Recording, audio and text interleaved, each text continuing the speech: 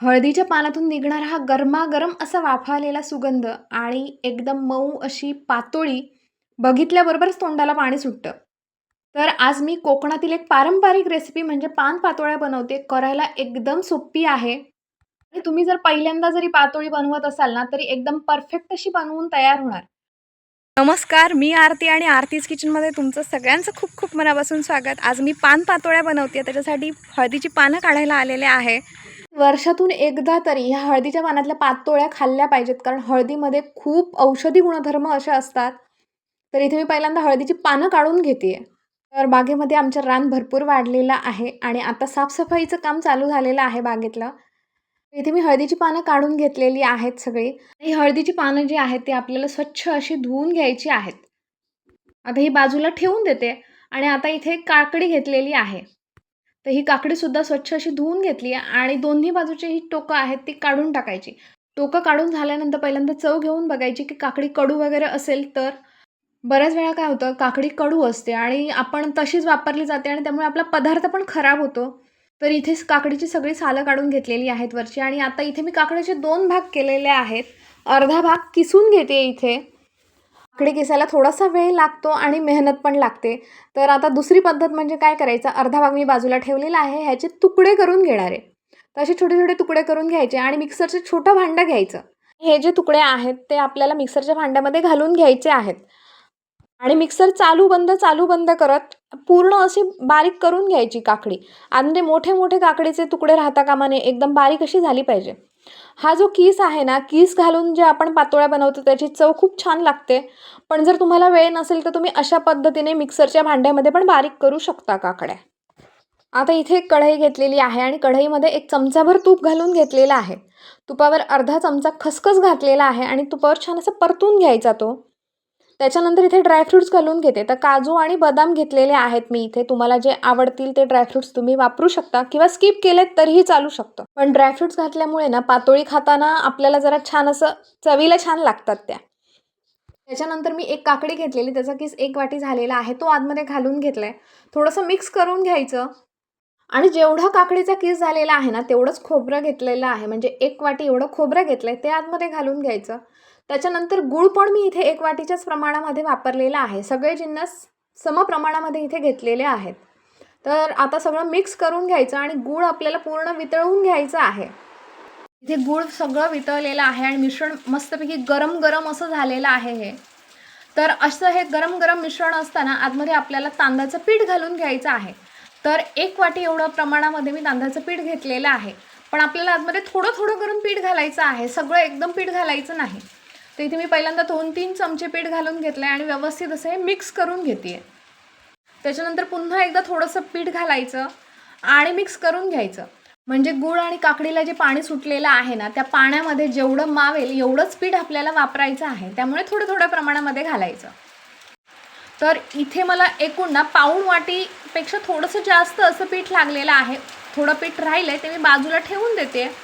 आणि हे मिश्रण जे आहे ना, ते आपल्याला एकदम घट्टसर असं करायचं नाही आहे. थोडंसं मऊसरच हवं आहे. व्हिडिओमध्ये तुम्ही बघू शकताय. थोडंसं असं मऊसरच मिश्रण आहे, कारण पातोळ्या करणार आहोत आपण. पातोळ्या आपल्याला थापताना व्यवस्थित अशा पसरल्या पाहिजेत त्या पानावर हळदीच्या. त्याच्यानंतर इथे मी वेलची आणि जायफळाची पावडर केलेली आहे, ती घालून घेते. अर्धा चमचा घातलेली आहे आणि चवीप्रमाणे मीठ घालून घेतलेलं आहे.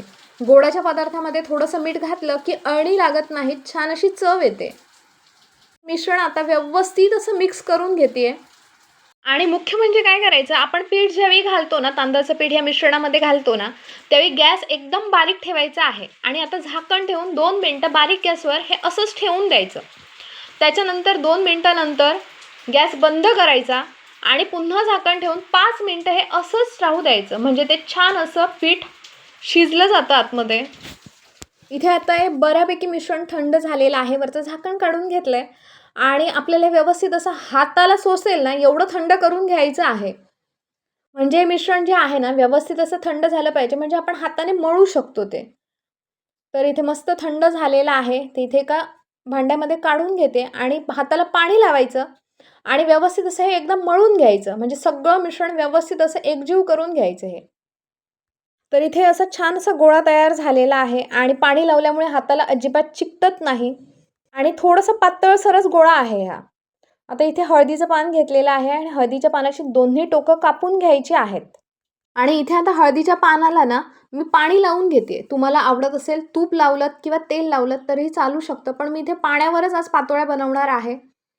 पानाला व्यवस्थित असं पाणी लावून घ्यायचं आणि लांबसर अशी गोळी करायची आणि पातोळी थापून घ्यायची. आणि ही अशा पद्धतीने बंद करून घ्यायची.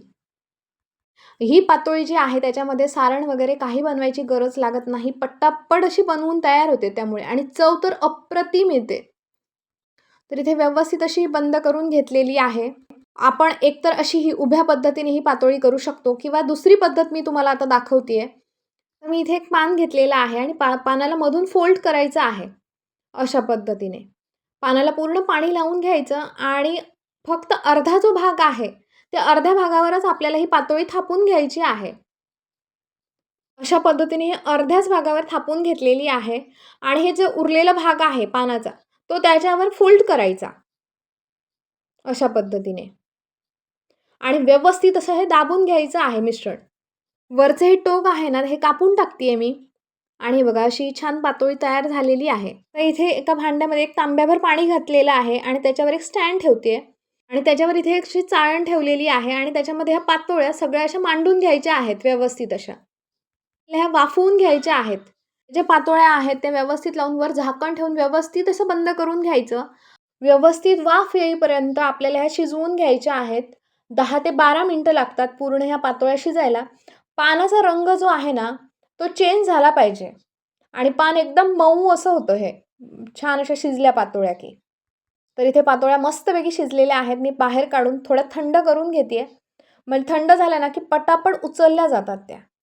हळदीच्या पानामधल्या पातोळ्या ज्या आहेत ते वर्षातून एकदा तरी आपण खाल्ल्याच पाहिजेत. कारण कारण हळदीच्या पानामध्ये अँटीबॅक्टेरियल आणि औषधी गुणधर्म भरपूर मोठ्या प्रमाणामध्ये असतात.